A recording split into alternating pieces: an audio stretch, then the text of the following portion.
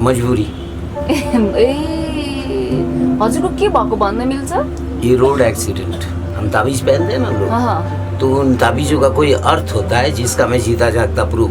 हजुर। वो ताबीज में भूल गया बाथरूम में और मेरा सुबह 11:20 में एक्सीडेंट। बाबाजी अब कतिजना प्रति चाहिँ विवाद पनि छ गौतम बुद्ध नेपालमा जन्मेको हो कि भारतमा भनेर, तपाईँ के भन्नुहुन्छ? हामी त जड़ के बिना पेड़ नहीं बनता अहँ, और पेड़ के बिना जड़ का परिचय नहीं होता। जड़ मीन्स रूट्स, तो रूट्स तो यही के थे, मानते हो कि नहीं? वो आदमी गया वहाँ था, जाकर उस जगह में एक धर्मस्थल है जिस जगह में अपरा विद्या की प्राप्ति होती है और धरती में कहीं भी है ना जो अपने आप तुम्हारे अंदर विद्या है। पशुपति एरिया में आप खड़े हो जाए तो सबसे अर्ली मॉर्निंग जो ऑरेंज कलर का सूर्य है वो सिर्फ इसी जगह से दिखता है और कहीं से कैलाश डाँडा से भी नहीं दिखता। खानेकुरा चाहिँ हजुरलाई कसले ल्याएर दिन्छ त? यति मात्रै छ हजुरको ठाउँ? ये एक गांजा खा के तो पेट भरा रहता है। You are watching latest Nepal.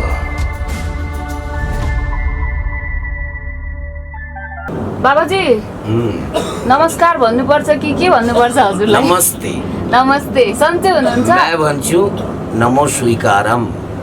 First sound है नमो हस्ते, सेकंड साउंड है नमो स्वीकार।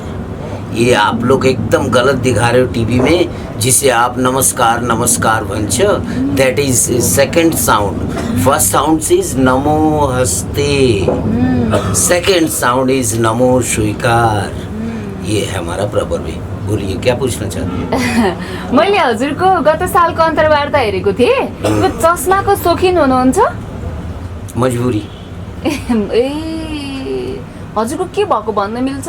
ये रोड एक्सीडेंट, ओहो, रोड एक्सिडेंट है? एक हमने ताबीज पहना था हजुर। और नहाते वक्त उसे भूल गए और जैसे बाहर गए बाहर एक्सीडेंट हो गया। अब यो हिंदू धर्म का मान्यता, हम ताबीज पहनते हैं ना लोग, अहँ, तो उन ताबीजों का कोई अर्थ होता है जिसका मैं जीता जागता प्रूफ। हजुर। वो ताबीज में भूल गया बाथरूम में और मेरा सुबह 11:20 में एक्सीडेंट हो गया। ओहो, ताबिज भुल्दाखेरि चाहिँ ताबिज त्यस्तो भयो हजुरलाई है? मलाई पटपर हिन्दीमा सोध्न आउँदैन, त्यो कारणले हजुर र म मिलाएर बोल्छौँ। आदरणीय दर्शकले मिलाएर बुझिदिनु हुनेछ। यो मन्दिर चाहिँ लगभग एक प्रकारले भन्ने हो भने यहाँ फोहोर गरिन्थ्यो, दिशा गरिन्थ्यो, पिसाब गरिन्थ्यो। हजुरले यसलाई चाहिँ भगवान बस्ने जस्तै बनाएर आफू बसिरहनु भएको छ। देखो, एक दूसरे रिलीजन का आदमी अगर देखेगा हिंदू धर्म के मंदिर के अंदर कोई संडास जा रहा है, टॉयलेट जा रहा है, तो कैसा सोचेगा वो? पक्कै। तो दैट मीन्स ये धर्म में कुछ नहीं। ये कभी किसी टाइम में मंदिर था, अब ये भ्रष्ट गया। तो उसको ये छोटा सा चित्र देख के लोग हमारे धर्म को छोड़ के दूसरे में चले जाएंगे, ये सोच कर मैंने इसे सफा करके बैठने लगा। तो कम से कम हमारे इस धर्म का जो मूल आधार है, धरती में इस धर्म को बनाया गया मनुष्य को देवता बनाने के लिए। तो देवतागिरी कितना है धरती में ये तो आप देख ही रहे हो। पक्कै पनि। बाबाजी, अनि हजुरको खास नाम हजुरकै मुखले भन्नु पर्दाखेरि चाहिँ हजुरलाई के भनेको राम्रो लाग्छ? हामीहरूले के भनेर चिन्दिँदा चाहिँ एकदम राम्रो लाग्छ?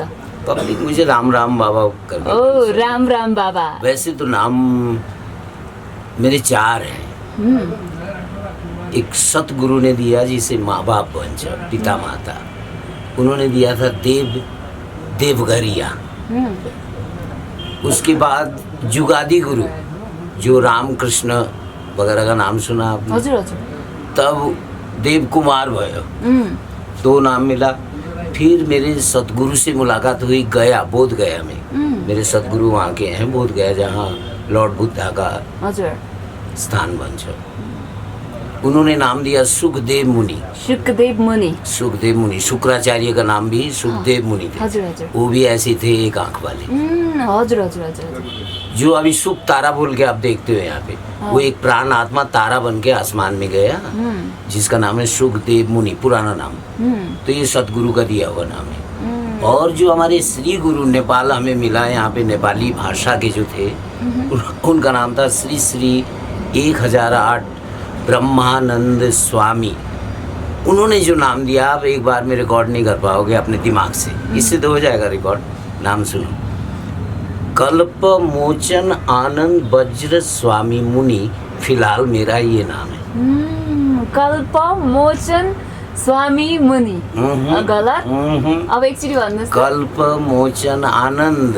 कल्प कल्प मोचन- मीन्स दैट, मैं आपको पूरा विश्लेषण ओके। समझाता हूँ इन शब्दों में क्या छुपा है। हस् कल्प मीन्स बुराई, मोचन मीन्स बुराई का नाश, आनंद अपने आप ही आएगा। कल्प मोचन आनंद, जब आपके पास से बुराई हटेगी तो हैप्पीनेस का ही जगह बनेगा ना, और तो कोई आगे रहेगा नहीं, ओनली फॉर। तो कल्प मोचन का मतलब है बुराई को मिटाना, हैप्पीनेस ऑटोमेटिकली। कल्प मोचन आनंद। वज्र स्वामी मुनि, मुनि मेरा टाइटल है, मतलब जिस खानदान से मैं बिलोंग करता हूँ। तो इस प्रकार से 5 नाम एक टाइटल, कल्प मोचन आनंद वज्र स्वामी मुनि। वज्र आप जानते हैं, लाइटिंग जो गिरता है उसका जो चलायमान करता है उसे स्वामी बोलते हैं। जैसे पति पत्नी स्वामी और होते हैं ना, जो चलाने वाली शक्ति को स्वामी बोला गया। ये टॉप लैंग्वेज है, संस्कृत का साउंड है ये। तो कल्प मोचन आनंद वज्र स्वामी मुनि, मुनि का मतलब प्रकाश। हजुर कस्तो ये गजब। मेरा नाम। र सर्टकटमा राम राम बाबाजी। ये पब्लिक ने दिया, पब्लिक क्योंकि ने मैं दिया। राम राम ज्यादा हाँ, बोलता हूँ। पब्लिक ने तो दिया। पब्लिक ने अँ। बाबाजी तपाईँ बङ्गलादेशबाट हुनुहुन्छ? बङ्गाली बाबा बांग्लादेश नहीं, कहाँ है? वेस्ट बंगाल। ए वेस्ट बेङ्गलबाट चाहिँ हुनुहुन्छ।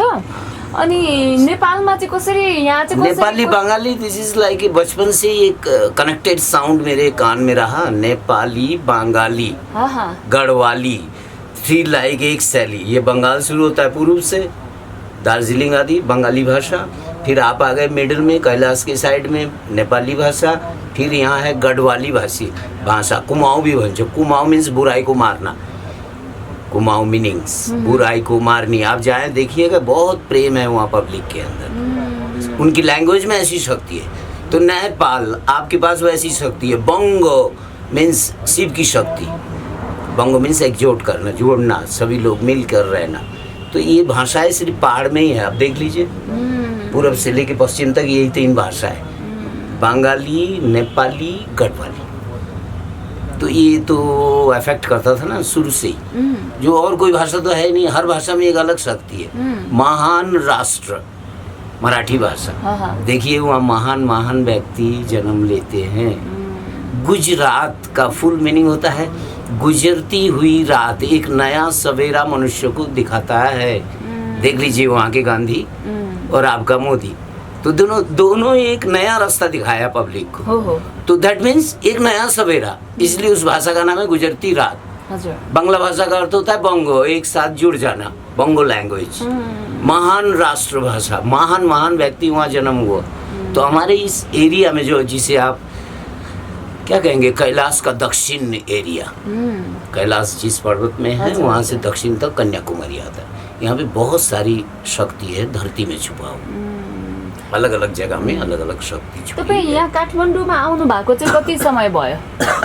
किन आउनु भएको, यो ठाउँ किन रोज्नु भयो त हजुरले? 13-14 वर्ष भयो। 13-14 वर्ष भयो। यहीँ चाहिँ किन आउनु भयो हजुर? कसैले यस्तो छ जाउँ भन्यो कि तपाईँको ब्रह्मले यहीँ जानुपर्छ म भन्ने लाग्यो कि कसरी यहाँ आउनु भयो? यहाँ आने के बाद मेरा जैसे हाथ पैर बंद हो जाता है, जैसे कोई मुझे पकड़ के रख देता है। तुझे क्या चाहिए?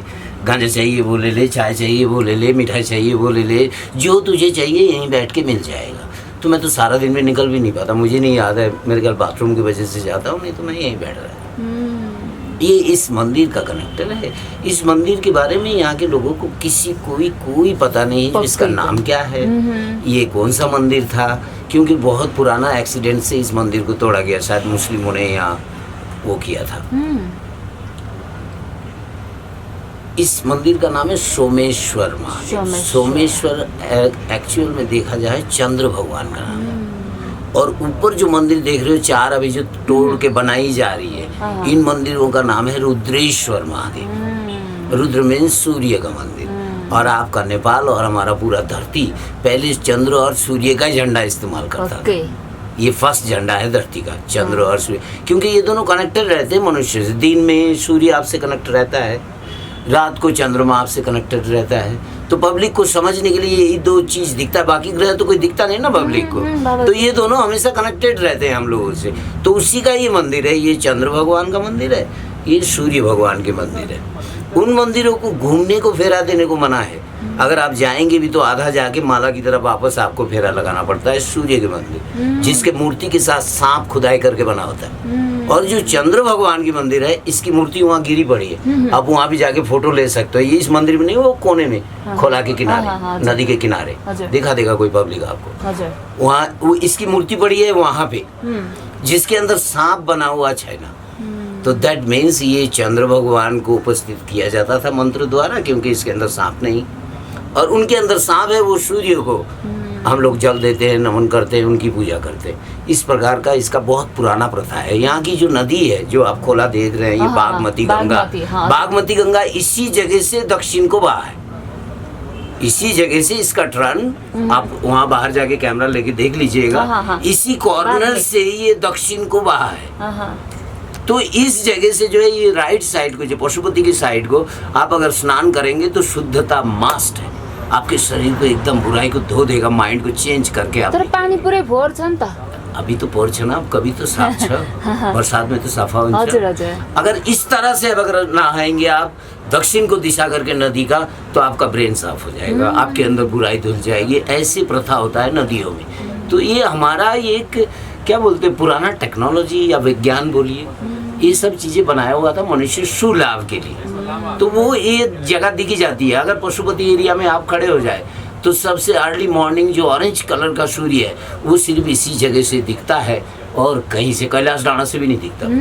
ये जगह बाट। तो इसीलिए ये जगह देखिए, यहाँ और इस मंदिर में दोनों में अलग वॉल बना हुआ है। जो आप वो मंदिर वाला आदमी इधर नहीं आएगा, ये मंदिर वाला आदमी उधर नहीं जाएगा, इसका बाटो अलग बना हुआ है।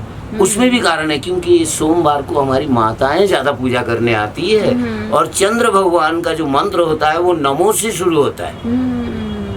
आपने सुना होगा इंडिया में या और कहीं, जो औरतों को किसी मंदिर में नहीं जाने दिया, किसी वेद पाठ करने नहीं दिया, उसका बहुत बड़ा ठोस कारण है। कारण क्या है ना, औरतों को ओम बोलना मना है क्योंकि उसका दिमाग सही नहीं चलेगा, कुछ ना कुछ उठपटंग करेगी। औरतों के लिए जो मंत्र है वो है नमो। चंद्र का मंत्र शुरू होता है नमो से, सूर्य का मंत्र शुरू होता है ओम से। तो इसलिए माताओं को कुछ जगह वर्जित किया गया है, जो उनका दिमाग सही राइट पे नहीं होगा क्योंकि गर्म हो जाएगा। और माता पानी का स्वरूप बताया गया, ठंडा हमेशा जरूरी है। अनि भनेपछि हजुर चाहिँ यस्तो बाबाजी किन हुनुभएको, खास कसरी यस्तो साधु भयो हुनको लागि के गर्नुपर्छ? यो पूर्व जन्मको कर्म हुन्छ कि अथवा? एकदम राइट। पिता के धर्म में पुत्र का जाए, पूर्व जन्मों का कर्म, पूर्व जन्म के कर्म के कारण साधु भइन्छ। ईसा मसीह ने एक बात कही थी जो क्रिश्चियन धर्म में है। उन्होंने कहा था 29 जन्म हमारे पिछले पीढ़ियों ने काम किया तब मैं इस जगह पे आया। हमारे हिंदू धर्म में ये बोला जाता है 14 पीढ़ी आने वाली तिरंतार हो जाती है और 14 पीढ़ी जो बीत गई वो भी तिरंतार हो जाता है। 28 जन्म का इसके अंदर नाता होता है एक साधु बनने का। एक साधु बन्यो भने 28 जन्म का नाता होता है, नाता हुन्छ है साधु बन्नको लागि। अनि यो साधु बनेपछि चाहिँ यो गाँजा खानै पर्छ त बाबाजी? गांजा खानु देखो आप लेडीज हो, गांजा के पीछे आप लोगों की बहुत ज्यादा एक नेगेटिव थिंग्स और होना भी चाहिए, होना भी चाहिए। ये माताओं को पीना मना है, ये नागा साधुओं के लिए होता है। मैं नागा निर्मानी हूँ तो मेरे लिए ये जरूरी है, नहीं तो मैं अकेला नहीं रह पाऊंगा। घर बसाऊंगा, लोगों के बीच में बैठूंगा, जगह जगह दौड़ता फिरूंगा। तो सांप होता है अकेला रहने के लिए, सांप के कोई फ्रेंड नहीं होते, वो अकेला रहते हैं। तो नागा का शब्द सांप से ही आया है। तो उसी की तरह होता है, कहते हैं साधु जब बोल देता है उसकी बोली वचनों से मनुष्य मर जाता है, बट सांप काटने से मरता है। तो नागा साधु की ये बातें होती है, ये जरूरी है। ये भी एक समझ लो तंत्र है, तन्त्र है। के हिसाबले चाहिँ खाँदाखेरि फरक परेन, तर त्यस जहाँ पाए त्यही जहिले पाए तैले चाहिँ खानु भएन हैन त बाबाजी? एक शब्द है साधु, स्वयं को धो, खुद को सफा रखो, एवरीवन पॉसिबल साधु। एक शब्द होता है 100 अंत, अपने आप को अंत करने का ही रास्ता है। इसीलिए पब्लिक को ये पीना कदाच मना। हजुर कति वर्षको उमेरदेखि साधु हुनुभएको? घरबारी पनि हुनुभयो कि सानैबाट हो कि कसरी साधु हुनुभयो? बहुत बड़ा ये जन्म का रिश्ता है मेरा साधु होने का। वही चंद्र सूर्य का ही बात आ गया मेरे माता पिता को 6-7 बहनें हैं मेरी, बड़ी बड़ी सब। तो उसके बाद वंश नाश होने का चक्करबाजी आया था फैमिली में।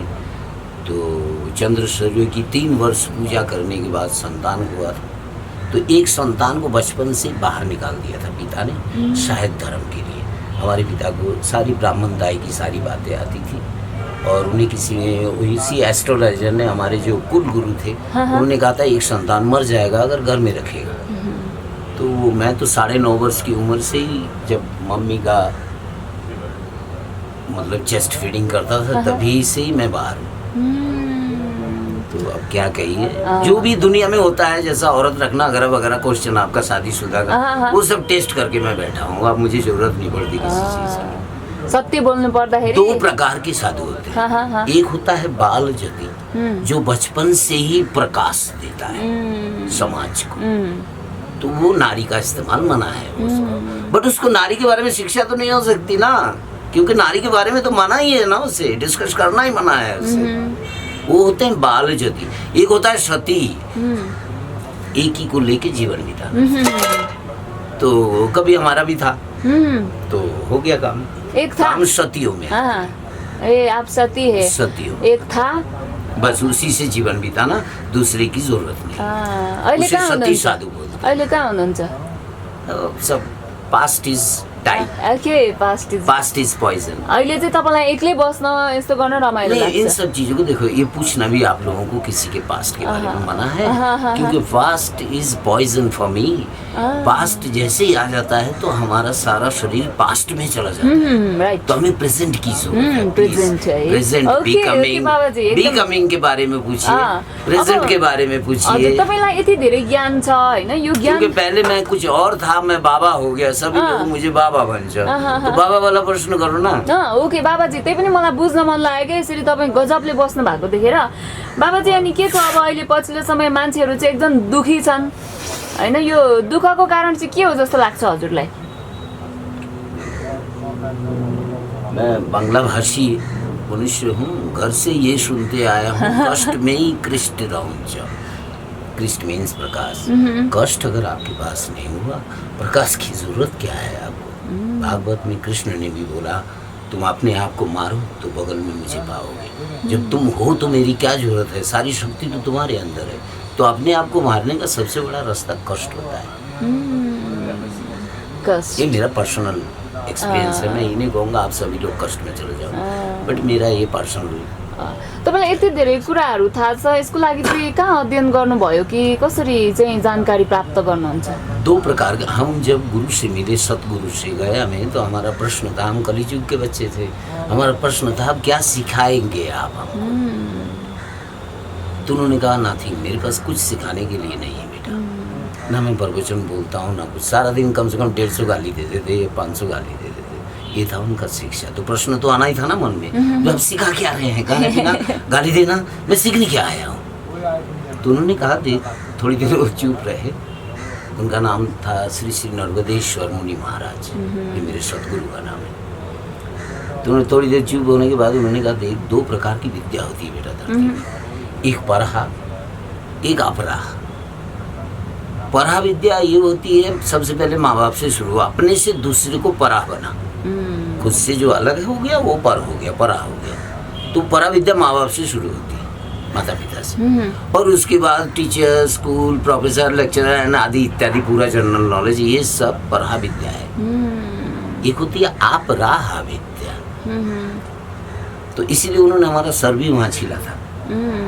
ये जो केस देख रहे, इसे काट दिया उन्होंने टकला बनाया था। भगवान बुद्ध भी इसीलिए वहाँ टकले बने थे, बोध गया में जटा कटाए थे।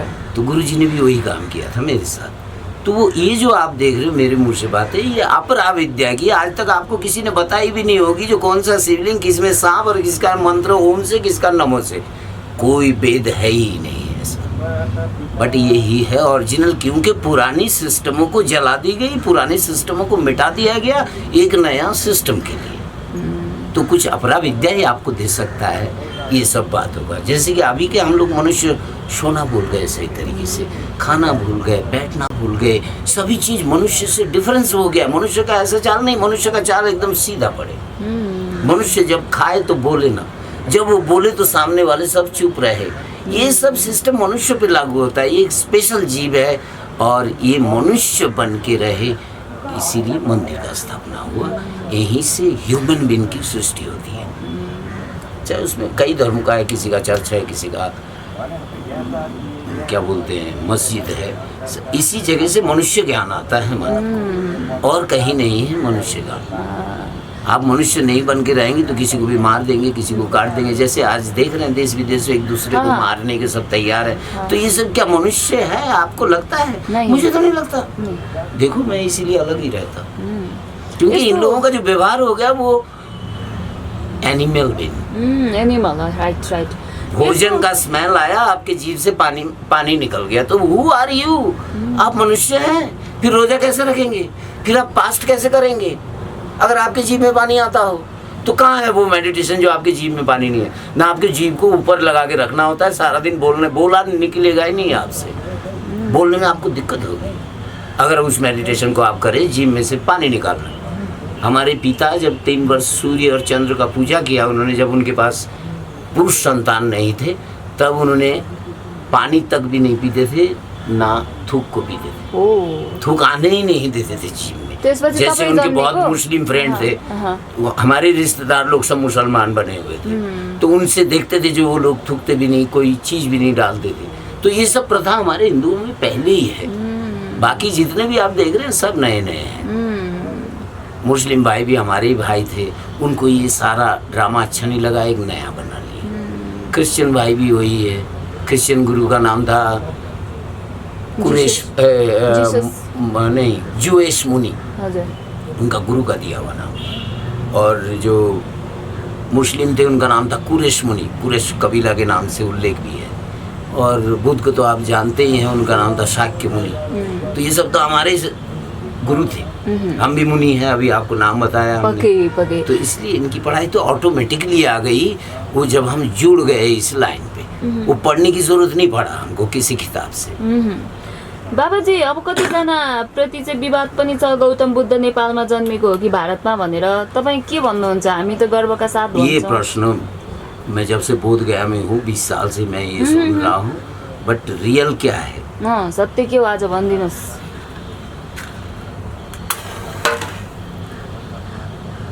जड़ के बिना पेड़ नहीं बनता, और पेड़ के बिना जड़ का परिचय नहीं होता। जड़ मीन्स रूट्स। तो रूट्स तो यहीं के थे, मानते हो कि नहीं? वो आदमी गया वहाँ था, जाकर उस जगह में एक धर्मस्थल है जिस जगह में अपराविद्या की प्राप्ति होती है, और धरती में कहीं भी है ना जो अपने आप तुम्हारे अंदर विद्या आ जाए। और सिर्फ उस जगह में ये नहीं, ये भी बोला गया जो आपको रंग यही पहनना होगा, क्योंकि 4-5 कलर है पहले पुराने कलरों में। इस कलर को सूर्य कलर बोलते हैं, और लोग अभी भगवा भगवा बोल के इसको बदनाम कर रखा है। इसका है भेक भगवान का, ये ड्रेस भगवान का ड्रेस है, और सूर्य वस्त्र है। और हमारे हिंदी में इसको नारंगी वस्त्र भी बनता, नारंगी कलर जो संतरे का कलर होता है। संतरे का कलर। तो नारंगी का अर्थ होता है बिना रंगे रंग देना, बिना टीचर का आपको पढ़ा देना। कोई भी बच्चा अगर इसे कंटिन्यू 12 वर्ष तक पढ़े, अपने आप ही अपरा विद्या से ज्ञान आ जाएगा उसके पास। ये कलर लायो भने? ये कलर लगाने वाला, सानैदेखि 12 वर्ष तक यो कलर लगाइयो भने अपने आप ही उसको पढ़ा लिखा देगा, जैसे कोई और उसके सर पे बैठा है और उसे पढ़ा रहा है। बहुत राम्रो जानकारी दिनुभयो हजुरले। इस सूर्य वस्त्र भी इसी को बोलते हैं, इसीलिए इस वस्त्र का इस वक्त भी धरती में साधु लोग ज्यादा इस्तेमाल करते हैं। सभी धर्मों में इसका इज्जत है। तभी तो इसी के वस्त्र के चक्कर में अभी देखना भारत में कोई फिल्म में बड़ा ड्रामा चल रहा है। तो ये वस्त्र का बहुत बड़ा गुण है। इसको पैर के नीचे आना, धोते वक्त उसके पानी पैर में लगना, ये भी मना। ऐसा गुरुओं का शिक्षा है। ल बाबाजी, कुरा गरेर एकदम धेरै खुसी लाग्यो। हामी पछि पनि हजुरलाई भेट्नेछौँ, कुराकानी गर्नेछौँ। यति सानो यो मन्दिरमा बस्नुहुन्छ होइन, खानेकुरा चाहिँ हजुरलाई कसले ल्याएर दिन्छ त? यति मात्रै छ हजुरको ठाउँ? ये गांजा खा तो पेट भरा रहता है। गैस तो भरी रहती है, हवाई तो है। मैं गांजा खाँदा पेट भरिन्छ एकदम भर्छ। अनि के खाँदै हुनुहुन्थ्यो त अघि? यो के हो? जो मिल जाए। ए, अरूले दिने हो? ए भनेपछि यता यो यति सानो छ है आप बाबाजी लोग भी खाओ, नै बाबाजी एक एक खाओ। बाबाजी धन्यवाद मैले खाएर आएको हजुरको प्रसादको लागि धन्यवाद है म हजुरलाई अर्कोचोटि आउँदा चाहिँ प्रसाद लिएर आइदिन्छु अरे त दो सबको दो। बाबाजी धन्यवाद बाबु खाऊ लो बेटा। हाम्रो बाबाजी हुनुहुन्छ राम राम बाबाजी भनेर चिनिनुहुन्छ म यति सानो ठाउँमा बस्नुहुन्छ